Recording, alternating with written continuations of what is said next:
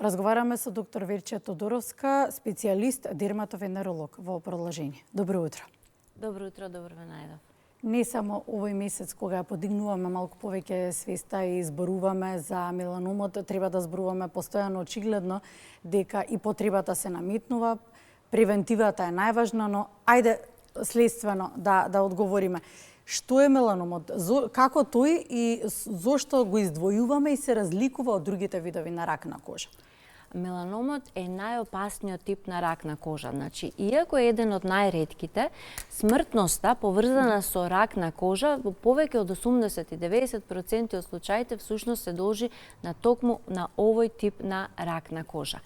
Значи, тој има голема способност да метастазира. Значи да се шири низ виталните органи и да го загрози животот, како и секој тип на рак. Останатите типови на рак на кожа, како што се базоцелуларниот и планоцелуларниот, се многу почести, меѓутоа не го загрозуваат животот. Претежно се лоцираат само во кожата и тука се шират. Така да токму затоа меланомот е многу опасен, а сепак може да се види некогаш дури и со голо око, да се препознае, така да раното препознавање на меланомот прави значителна разлика во смисла на дури спасување на живот. Започнува секогаш како промена на бемка? Генерално меланомот наликува на бенка. Во повеќе од 70 случаи од меланоми се јавува на здрава кожа.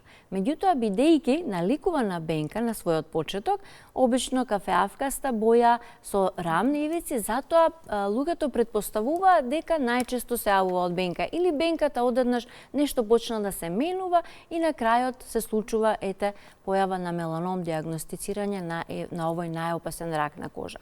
Само во 30% од случаите е бенка која почнала да се менува. Значи, што си ја знаеме, што ја имаме подолго време, почнува да појавува нови бои, ивиците стануваат назабени, едноставно расте и се развива.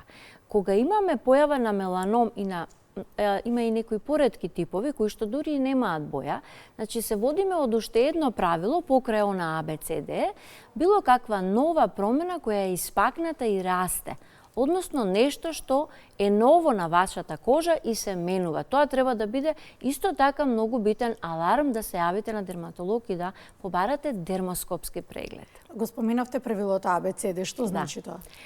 Тоа е акроним на англиски од првите букви, А е за асиметрија. Значи, промена на кожата која што има, значи не е симетрична. Едната половина не е иста со другата половина. Под Б е за бордерс или за ивиците. Нерамни се, назабени, имаат продолжетоци. Повеќето бенки што ги гледаме се овални, округлести со рамни ивици. С е за боите, colors. Повеќе од една боја во една бенка, бидејќи најчесто бенките се светло кафени, темно кафени. Тоа зависи од типот на кожа. Ако имаме лице со светла кожа, светли очи, светла коса, ќе имаме и посветли бенки, дури некои црвеникави. Додека кај оние со потемен тен и бенките се потемни, така да не мора секогаш да не загрижува ако имаме многу темна бемка. Зависи многу и од типот на кожа. Меѓутоа, присуство на повеќе од една боја значи дека нешто тука се случува. Д е за диаметерот, што веќе се надминува, бидејќи порано се сметаше само над 6 мм. Сега со помош и на дермоскопијата ние можеме да откриеме меланом и со само 2 или 3 мм. И е најважното според мене од овие правила, а тоа е еволуција. Значи, било каква промена. Бенката вели, ама вака, не беше вака до пред година дена или до пред неколку месеци, сега гледам некако ми е сменета. Значи, било каква промена треба да биде мотив за преглед.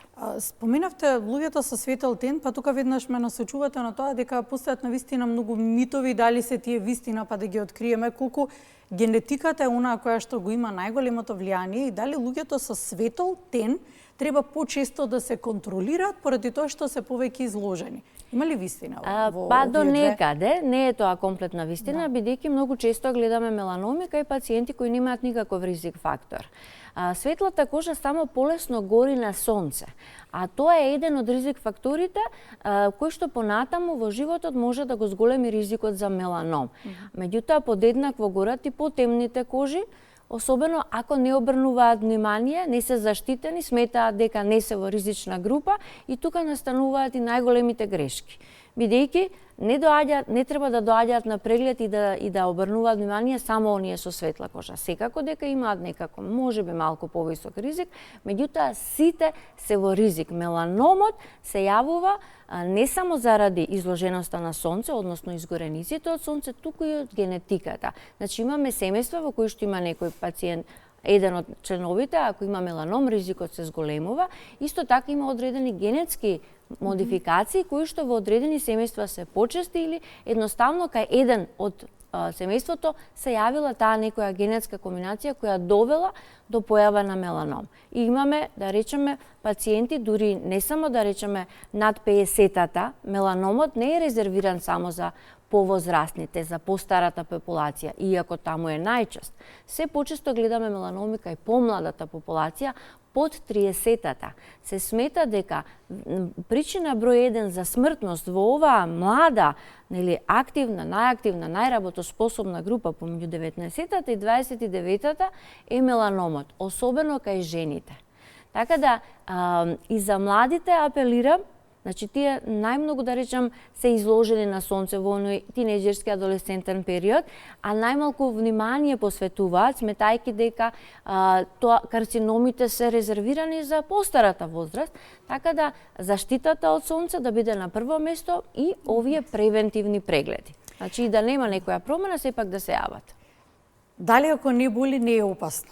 Тоа важи ли за меланомот? Да, тоа е многу погрешен мит. Значи доаѓаат пациенти и велат: "Ама докторке, зошто да го вадам ова кога не ме боли, не ми смета, не чеша, ништо не се случува?" Значи не е опасно. Малигно останало тоа. Да. Малигно значи подмолно на латински превод. Значи буквално тоа е промена која вас не ве оптеретува во смисла на болка, чешање и крварење, може да се јави, ама тоа е работи внатре. Да. Тоа е веќе во подоснежните стадиум. Поентата е да го фатиме, да го откриеме најрано, кога нема никакви симптоми. Затоа се превентивните прегледи најдобри, бидејќи на тие прегледи откриваме бенка која може, односно потенцијален меланом кој може да има и 3 милиметри и нема никакви од овие знаци, меѓутоа со дермоскопот ќе успееме да го откриеме толку рано и да го излекуваме пациентот. Тоа е многу важно. Колку често треба да се прават само прегледите? Само прегледите отприлика еднаш во месецот, баш и моменталната кампања вели кога ќе го видите сонцето, заштитете се, кога ќе ја видите полната месечина, прегледајте се. Едноставно фрлете еден поглед на телото, на своите бемки, запознајте ги, каде се, колку се. Најчесто луѓето имаат од 20 до 40 бенки, така да не е тоа некоја тешка работа, да речеме трае само 2-3 минути. Поентата е чисто да бидеме свесни дека може тука да се крие некаква опасност дури и по нашиот живот. Неколку пати го споменувате сонцето. Сонцето ве следам убаво и како најголем ризик фактор, веројатно и затоа и го нагласувате. Може ли да се појави меланом на кожата на место кои што воопшто не били изложени на сонце? Апсолутно, бидејќи не е само до сонцето, туку и до генетиката, така да меланомот може да го најдеме и на ноктите, и на стопалата, и меѓу прстите, и под косата, и на слузниците. Значи секаде каде што има меланоцити, тоа се клетките кои ја даваат бојата, односно тенот на кожата, буквално таму може да се јави и меланом. Имаме дури и меланом кој што се јавува во окото. Ајде да разбиеме уште некој од тие мити или вистина. Колку е вистина во тоа дека отстранувањето на бемка може да разбуди меланом? Апсолутно неточно. Значи, тоа е еден од најтешките и најзакоравени митови кои што ни прават многу проблеми во секојдневната практика и загрозуваат многу животи. Затоа што пациентите, дури имав еден пациент кој што знаеше дека се работи за меланом, буквално го следеше, на неговата рака беше. Значи, тоа не може да не го забележите. Меѓутоа, од тој страв го одложуваше отстранувањето. Со отстранување на малигна болест, што добиваме? Добиваме најголеми шанси да преживееме.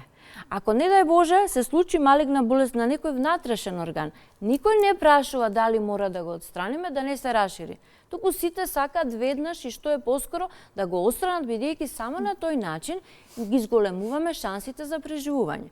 Кај меланомот, се додека е во површинскиот слој на кожата, велиме инситу или тенок, негде помалку од 0,5-0,6 мм, односно не ја пробија она базална мембрана кај што има крвни садови, така ќе остане во горниот дел, значи штом стигне кај крвните садови, веќе шансата за метастазирање е огромна. И затоа е многу важно рано да се открие и веднаш да се, мислам, во рок од 2 недели од откривањето е оптимално да се отстрани. А се отстранува со локална анестезија, амбулантски. Немате општи анестезии, немате припрема, немате, како да кажам, не е тоа тежок оперативен зафат. Буквално ви може да ставаат ве чини анестезија, живот, половина час максимум ви ставаат анестезија, се отстранува сомнителната промена, се сошива кожата, си одите дома, за 2 недели се вадат конците и тоа е тоа. Да не се плашат пациентите. Неколку пати го објаснивме процесот на диагностицирање и сега процесот на оперативниот процес, но ваквиот тип на рак бара потоа и лекување? Значи, каков е третманот потоа? Да, зависно од стадиумот во кој е диагностициран. Се додека е во инситу стадиум и првите 2, значи под отприлика, да речеме 1 до 2 милиметри во кожата, тој се лекува само со овој оперативен зафат. Меѓутоа, доколку веќе се расшири, односно метастазира во локалните лимфни јазди или во другите витални органи, тогаш следи комплексно лекување со имунотерапија, која што во последниве 20 години го има зголемено процентот на преживување за повеќе од 35%, од претходните, да речеме, 10-15, колку е повисок стадиум, преживувањето се намалува. Сега со новите терапии тоа е прилично зголемено, така да имаме доста успешна терапија и во било кој стадиум кога ќе биде откриен меланомот. Не дај Боже да метастазира. Кој орган најчесто е најзасегнат? Па генерално може секаде да се јави, меѓутоа е најчесто во мозокот, може да се јави во коските, во локалните органи, во црниот дроб, сме имали во желудник, значи на било кое место може да метастазира, така да поентата е да не стигне до таму. Значи меланомот е единствениот рак кој што може да го видиме и со раното откривање, дури и да се излекува. 99% е скоро рамно на излекување. Што ве загрижува кај пациентите најмногу? Ги споминавме митовите, велите најзакоравени митови ни прават проблем во работата. Што ве загрижува? Тоа е едно од најтешките проблеми со кои се соочуваме во секојдневната практика, бидејќи вие треба да го убедите пациентот дека треба да се извади нешто што е малигна болест. Да преживее, треба да го убедите да преживее. Точно, тоа е малку парадоксално звучи. Дури имаме, значи, ситуација во која еве како што ви кажав, пациентот ја забележал бенката дека е чудна, расте, станала веќе 2 сантима во ширина и тој се уште не сака да ја извади. Значи минатиот месец имав 20 такви пациенти на кои што, значи, јасна беше диагнозата, ние се убедувавме дали треба да се извади. Потоа пациентот ми се заблагодаруваше дека сум успеала да го убедам после неколку дерматолози дека тоа мора да се извади. Мислам, тоа не би требало да биде дел од нашата работа. Нашата работа би била насочена во диагностиката. Дермоскопијата е таа која што овозможува за многу кратко време. Значи, еден возрастен пациент, искусен дермоскопист, може да го прегледа буквално за 5 минути. Велиме скрининг да направи.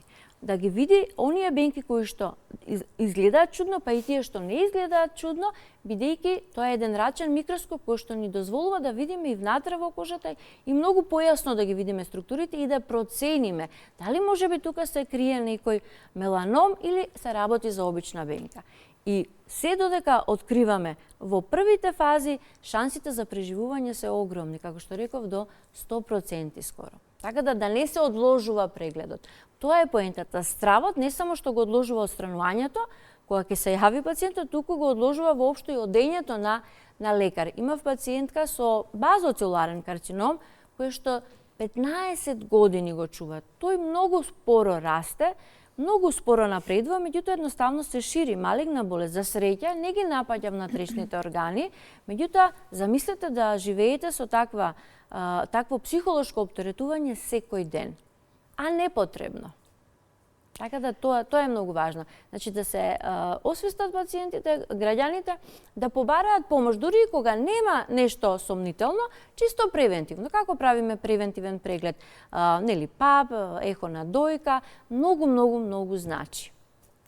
Докторке, благодарам на одвоеното време. Испративме многу пораки, дадовме до знаење колку е важна превентивата. Се надеваме дека доправме. Ви благодарам за поканата, секогаш ми е чест да зборувам на оваа тема, бидејќи само така ги разбиваме митовите, имаме се поздраво население и се поголеми резултати во борбата со меланомата.